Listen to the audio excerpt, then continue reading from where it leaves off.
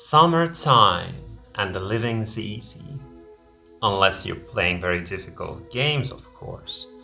Now, I haven't actually been playing that much lately because, life happens, other things take priority, but I have been dabbling a little tiny bit in Daioujou Loop 2. Now, I always say I'm not a Loop 2 player, but here we are.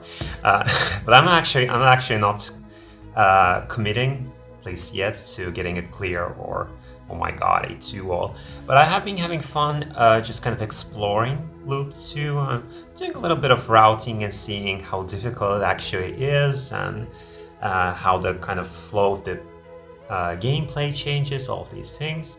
And I thought I'd share some of my early impressions with you based on, I don't know, maybe 10 hours of play or something. I haven't been keeping track, but I don't know, around 10 hours seems right. So first I'm going to share some general impressions and then do a kind of a quick casual commentary of a kind of a practice run that I just did, kind of seeing how far I can get on 1 credit. Place your bets now. How far can I get on 1 credit?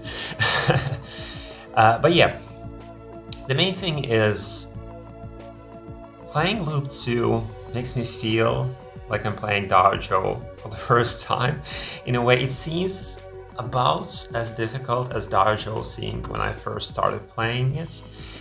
But the difficulty is kind of interesting because, moment to moment, on a kind of a micro zoomed in level, just like looking at kind of distinct stage sections or bosses, it's not as difficult as I thought, which was very interesting because I would do runs of the first loop and then sometimes I would play a little bit of Loop 2 after that, and usually I would get like immediately destroyed in like stage 1, like 2-1.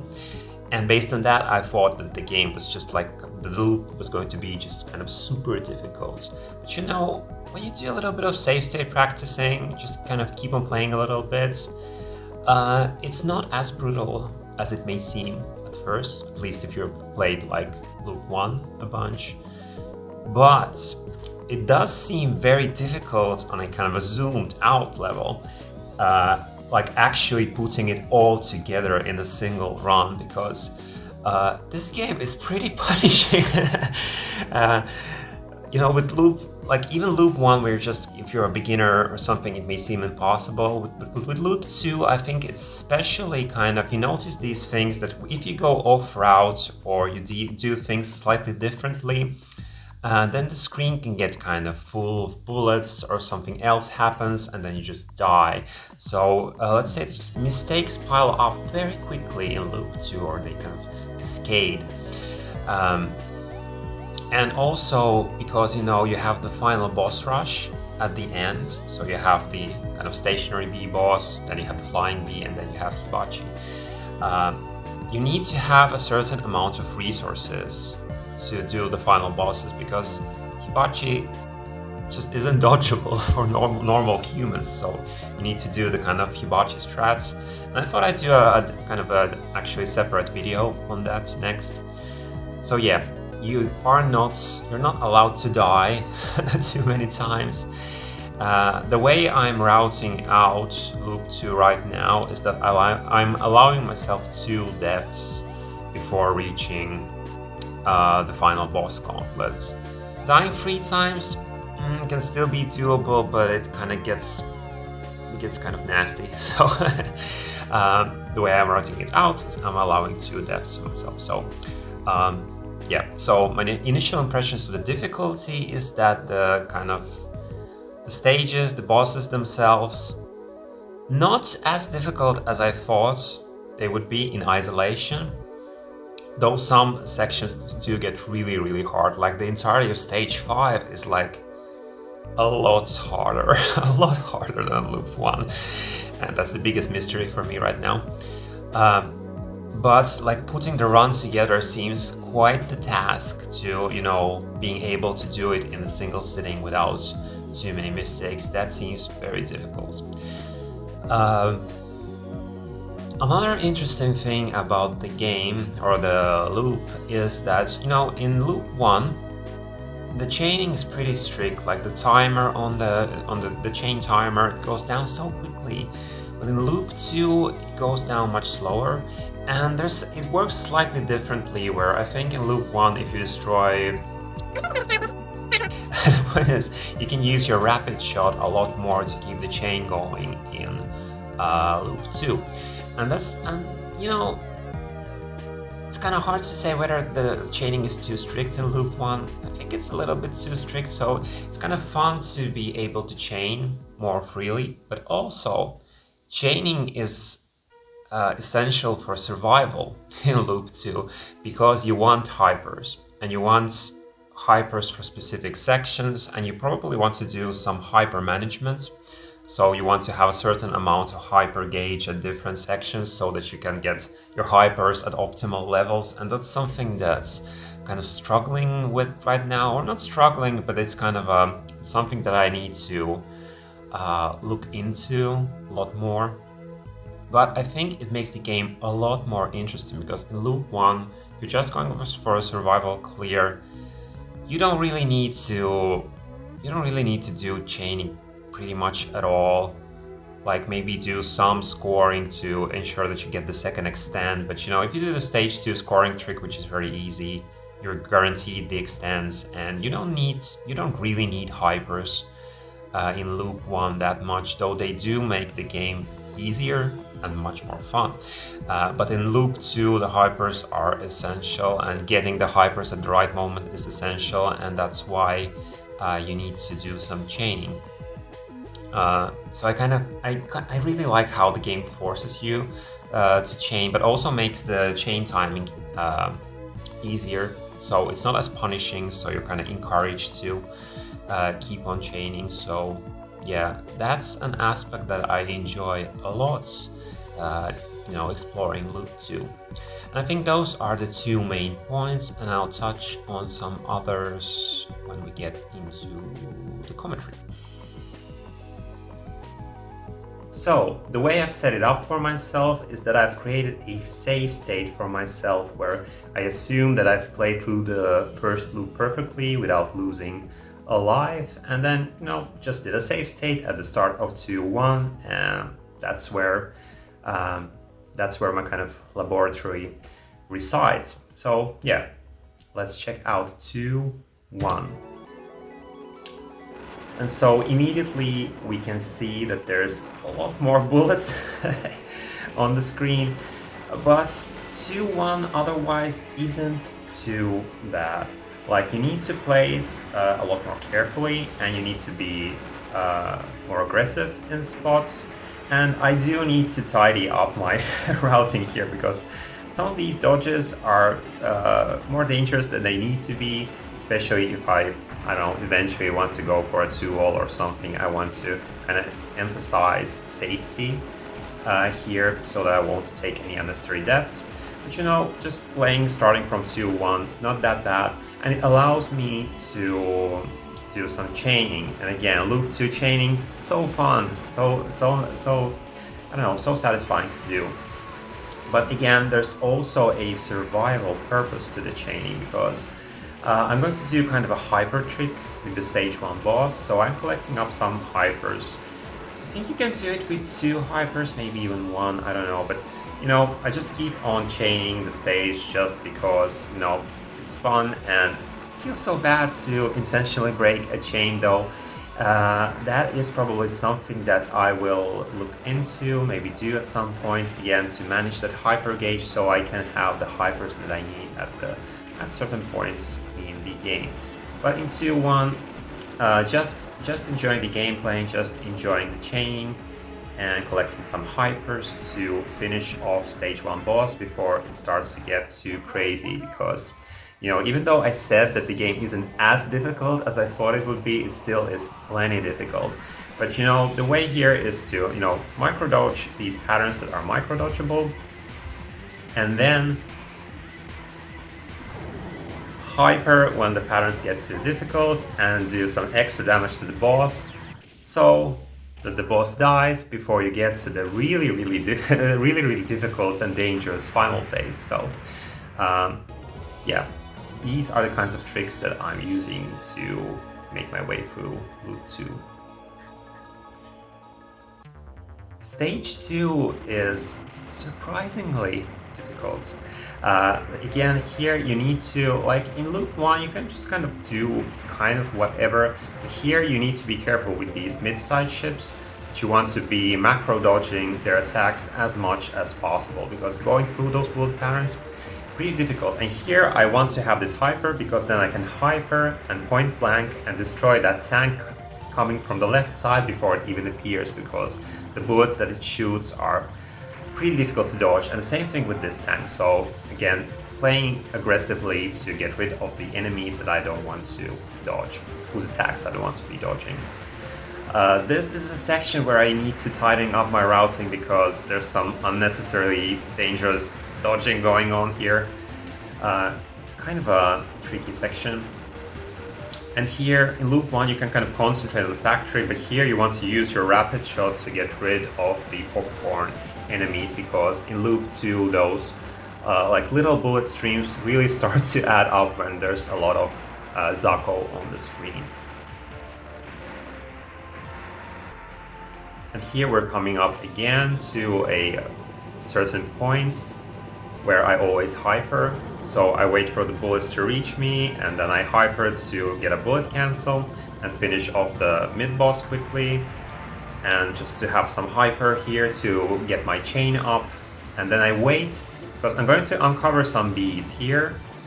But I wait for the hyper to run out to pick them up, so that they'll add up to my hyper meter, and I'll get a new hyper right away, so that I can hyper again, and then I'll have some extra firepower for all these enemies coming out from the sides.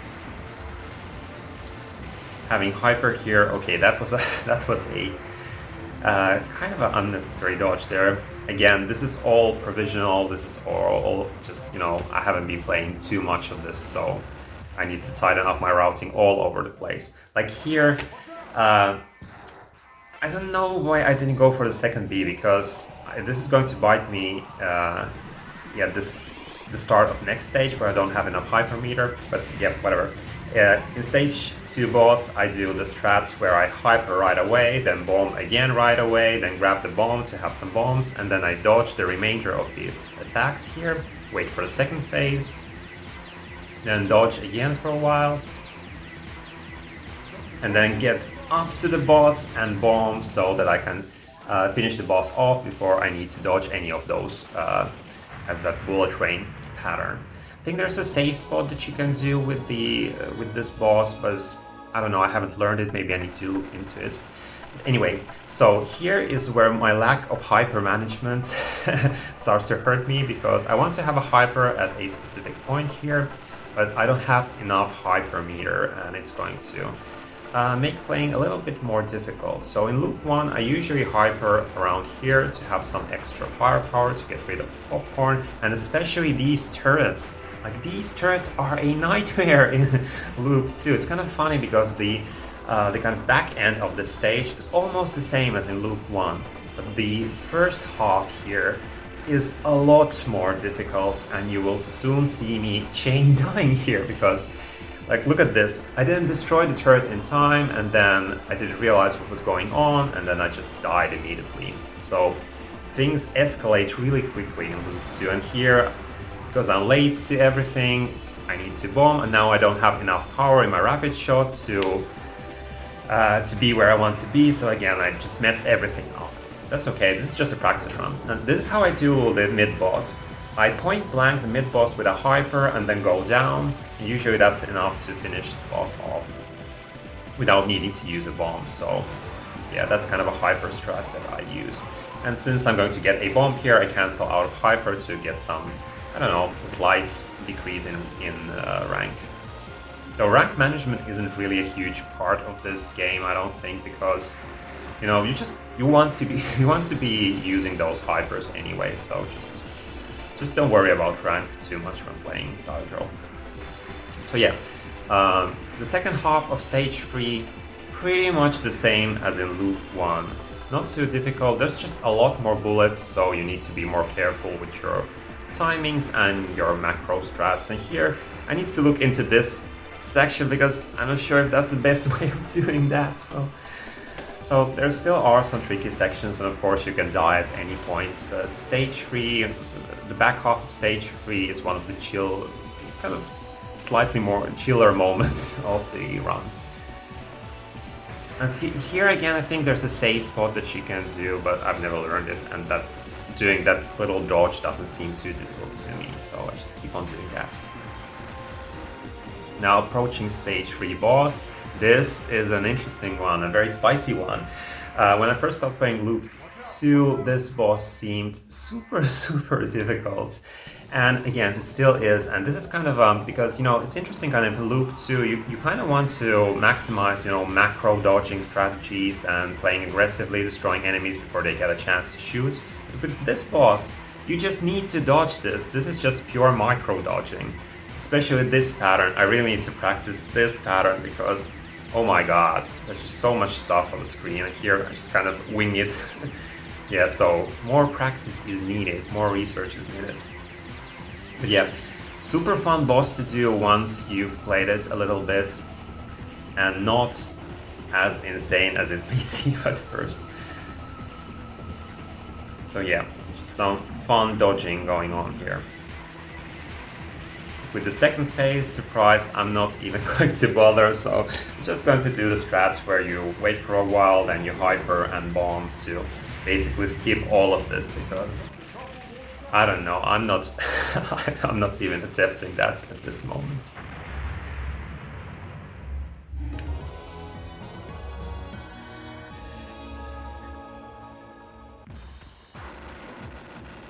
Stage 4 is kind of strange because some parts where you would think that it's really hard, it's not that hard, but the kind of back end of the stage is super challenging. So the beginning here, you can play it pretty much the same way that you can do in Loop 1, or at least I played pretty much the same way. Though I do kind of switch to rapid shots more often to get rid of those, again, of those popcorn enemies, because popcorn enemies are the kind of secret worst enemy in Loop 2, because again, those small red streams really pile up. And then I have a hyper here for the last set of these turrets, so when things really get crazy, I just hyper to cancel some bullets and then quick kill those turrets, and then just, you know, hanging out here waiting for the next section of the stage. Then we get to the train card section, and this used to give me a lot of trouble when I was first starting out playing Daioujou Loop 1, and I expected this to be kind of, again, escalating difficulty in Loop 2, and it is difficult, but if you play really aggressively and just use your rapid shot here a bunch and just stay on top of the screen as much as you can, not too bad, but you have to be fast. You have to be really aggressive, because if you stay back, you will get swarmed. But if you take the fight to the enemy, then you will end up victorious. And it's not even that difficult to chain that section, though I obviously failed to do that here. And this is something... This is not a good way of dodging this. I need to do some more experimentation and routing. And, you know, if you use a hyper there, it becomes much more easier. And then I think this is a good place to use your hyper too, just to kind of get rid of all of this faster, but not as difficult as I thought it would be in this section. We're approaching the 1-up turret, and usually I do it with a hyper, but I've been learning to do it hyperless, so I'm doing the strat where you kind of go up and down and then whatever. But here I'm going to, oops, I messed up my timing with the leftmost turret, and now I'm late here and I need to hyper to get out of this mess. So this was just a honest mistake. I'm practicing to do this without a hyper, but I sometimes have a backup hyper, you know, just for if I get scared or if something like this happens.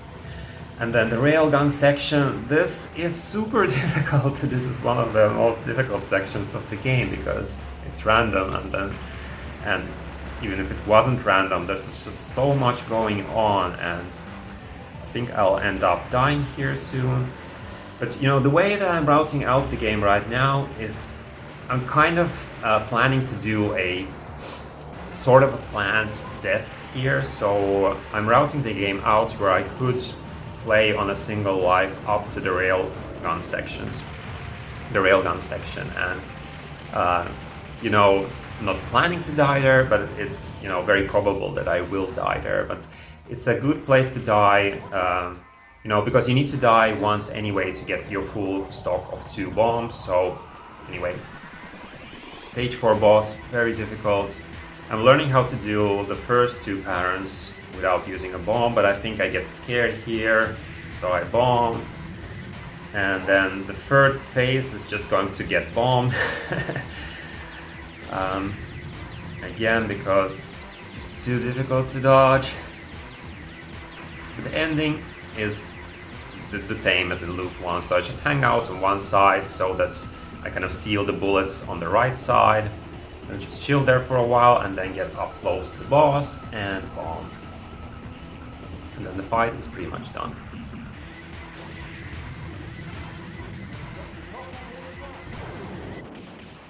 And it's pretty important to have a hyper ready to go when you're starting stage 5, because stage 5 is super difficult in this loop, in loop 2, and it's the one that I need to, well, you'll see how far I get.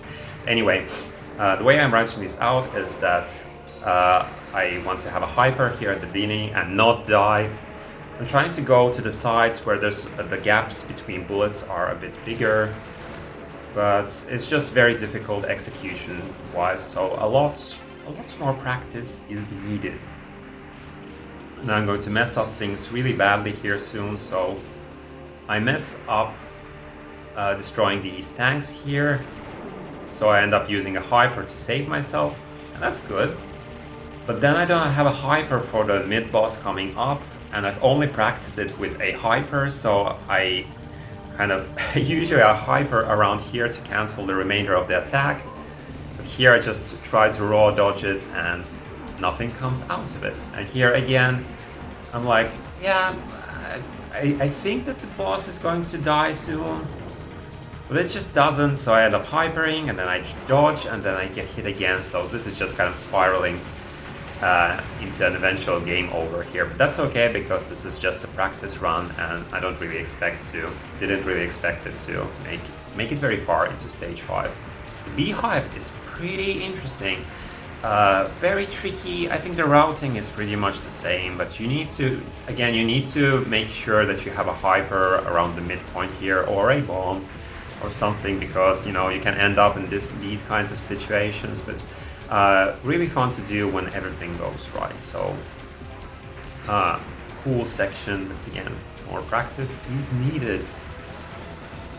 And this is a dodge that I won't be doing like this in the eventual kind of full runs. Yeah. And this mid-boss, surprisingly dangerous in loop 2. Like, I love these big bullets. Not too bad, but there's just so much of them and they kind of clump together, so it can get kind of tricky. And then the enemy rush after this, very difficult. I need a kind of a hyper to do a restream in the middle of the stream, of the swarm, but I just get hit by a bullet here, and that's game over for this practice run of loop 2. So yeah, closing thoughts. Very fun route to learn. Looking forward to playing more of this, especially stage 5, which, you know, the ending of stage 5 is in loop 1. It's not too bad once you route it out, but here you can use the routing is kind of the same, but again you have to think more about your hyper usage, and you know, when you get those small bullet cancels, or when you need that additional firepower and all that stuff. And of course there's the final bosses, and as I said, I think I'll do a kind of a small how to hibachi video next. But yeah, I think that's all for this video. Thanks for watching and see you next time.